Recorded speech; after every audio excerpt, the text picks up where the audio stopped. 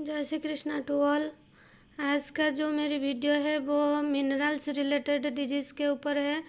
और ये जो बॉडी में अगर मिनरल्स का जो इम्बैलेंस हो जाए तो क्या क्या डिजीज़ देखने को मिलता है उसके ऊपर है। ये बहुत बार फार्मा कॉम्पिटिटिव एग्ज़ाम में पूछा जाता है, तो ये वीडियो आपके लिए। जो मिनरल्स है जो बॉडी में बहुत सारे फंक्शन के लिए ज़रूरी होता है, जैसे कि बॉडी के जो ग्रोथ के लिए ज़रूरी होता है, रिपेयर ऑफ टिश्यू के लिए ज़रूरी होता है, रेगुलेशन ऑफ बॉडी फ्लूइड के लिए, और बहुत ही ज़्यादा फंक्शन के लिए ये बहुत ज़्यादा इम्पोर्टेंट होता है बॉडी में। तो ये जो मिनरल्स है उसे टू टाइप में क्लासिफाइड किया गया है, जैसे कि मेजर मिनरल्स, मैक्रो मिनरल्स भी बोला जाता है, और माइनर मिनरल्स, माइक्रो मिनरल्स भी बोला जाता है।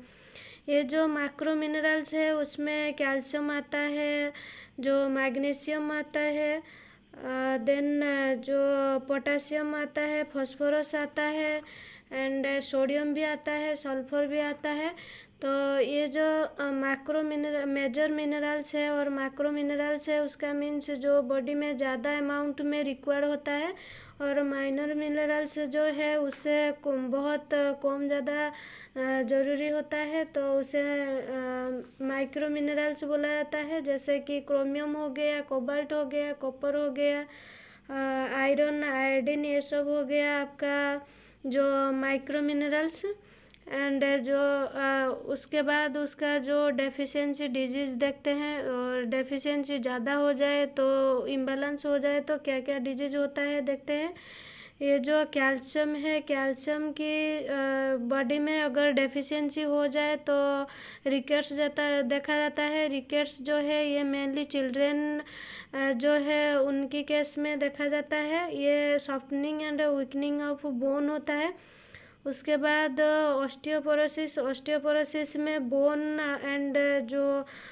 जो है वो वीक हो जाता है, ब्रिटिल हो जाता है।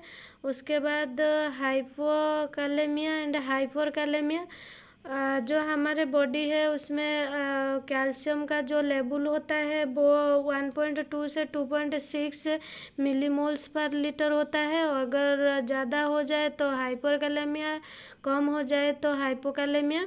उसके बाद टिटनी के मीन्स जो कैल्शियम है, कैल्शियम का लेवल लो हो जाने से बॉडी में स्पाजम देखा जाता है, हैंड एंड फीट में देखा जाता है, क्रैम्प एंड स्पाजम। जो हमारे वॉइस बॉक्स है उसे लारिंग्स भी बोला जाता है, उसमें देखा जाता है। उसके बाद जो फास्फोरस है, फास्फोरस की जो लेवल कम और ज़्यादा हो जाने से हाइपरफॉस्फेटेमिया देखा जाता है, और हाइपोफॉस्फेटेमिया देखा जाता है, रिकेट्स भी देखा जाता है। और ये ऑस्टियोमालेशिया है। ऑस्टियोमालेशिया के मीन्स जो सब बोन जो है वो सॉफ्ट हो जाता है, उसे ऑस्टियोमालेशिया भी बोला जाता है। उसके बाद जो है सोडियम की जो नॉर्मल लेवल है बॉडी में, अगर 135 मिलीमोल्स पर लीटर से कम हो जाए तो हाइपोनेट्रीमिया, अगर 145 मिलीमोल्स से ज़्यादा हो जाए तो हाइपोनेट्रीमिया होता है। एंड और है कि है हाइपोटेंशन सोडियम की लेवल ज़्यादा हो जाने से ब्लड में हाइपरटेंशन होता है, उसे जो हाई ब्लड प्रेशर भी बोला जाता है, एडेमा देखा जाता है। उसके बाद मैग्नीशियम की डेफिशिएंसी से मसल ट्विस्ट और कन्वल्सन, कार्डियक अरिथमिया देखा जाता है। उसके बाद पोटासियम का जो नॉर्मल लेवल होता है वो 3.6 टू 5.2 मिलीमोल्स पर लीटर होता है। अगर बॉडी में जो पोटासियम का लेवल जो कम हो जाए तो हाइपोकालेमिया, अगर ज़्यादा हो जाए तो हाइपरकालेमिया होता है। उसके बाद सल्फर जो है उसका डेफिशिएंसी से होमोसिस्टेन्यूरिया देखा जाता है, और ये जो है जो मसल एंड स्केलेटन में इन्फ्लामेशन देखा जाता है उसके वजह से। उसके बाद क्लोराइड जो है उसका जो लेवल ज़्यादा हो जाने से उसे हाइपरक्लोरेमिया बोला जाता है।